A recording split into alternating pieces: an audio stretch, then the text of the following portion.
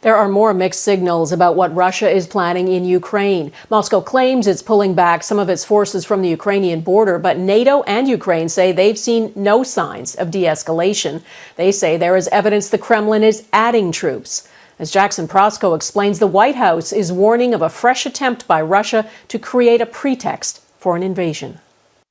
Ukraine had declared this a day of national unity, the day the West had warned Russia might mount a large-scale assault.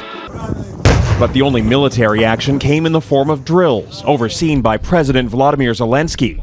Ukrainians practiced firing American-made anti-tank missiles and bombing runs meant to take out a column of invading Russian tanks. We are not afraid of any people, of any enemy, Zelensky told the troops. Moscow may have blinked for now, at least that's the claim. Russia released video of some of its troops and tanks returning to bases.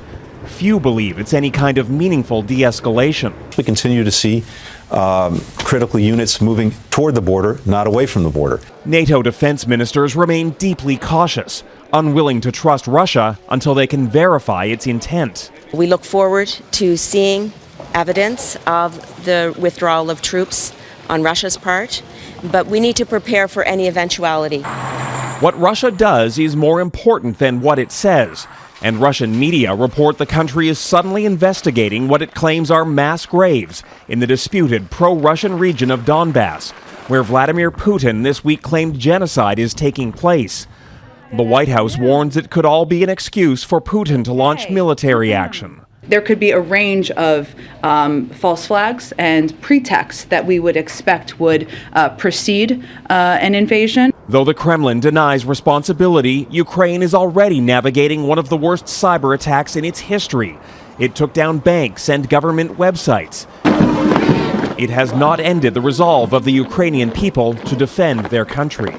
Tonight, the warnings about an imminent attack are growing stronger. The U.S. believes Russian troops may have moved into fighting position, and the U.K. warns the Russian military is building field hospitals to treat wounded soldiers. Donna? All right, Jackson, thank you. NATO countries in Eastern Europe are on high alert. Poland shares a border with Ukraine and is a NATO member, and that's where thousands of soldiers have been sent. Our Europe Bureau Chief, Goomansingh, is in southeast Poland tonight. Crystal? Donna, American soldiers here in southeastern Poland are hard to miss. Throughout the day, we saw convoys of military vehicles headed to a makeshift base about an hour away and Chinook helicopters overhead. There's urgency as Americans move into Poland, strengthening NATO's eastern flank. Thousands of personnel, some just arrived, preparing for a Russian escalation or invasion.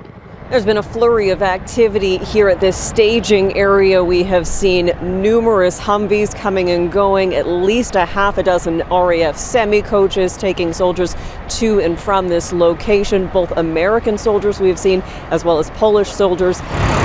They're here to ensure the safety of those living in this and other NATO countries. But their presence underscores the potential for war. This is so very frightening and kind of sad, so I'm a little afraid about this. From this part of southeastern Poland, it's only about an hour's drive to the Ukrainian border.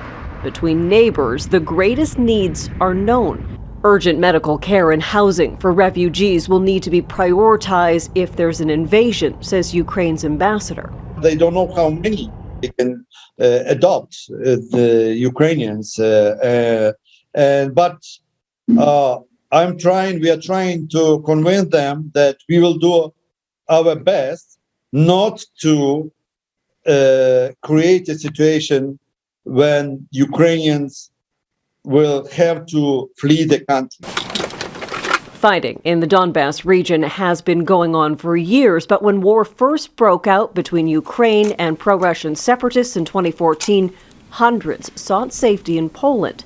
Some analysts fear the territory could be used as a bargaining chip, along with Ukraine's desire to join NATO. It can seem to some of our Western allies to be an appropriate compromise in order to stop the worst possible scenario like real war. Those issues are critical to Ukraine's future and to many, too big to abandon. Donna? All right, Crystal Goomansingh in Poland tonight. Thanks.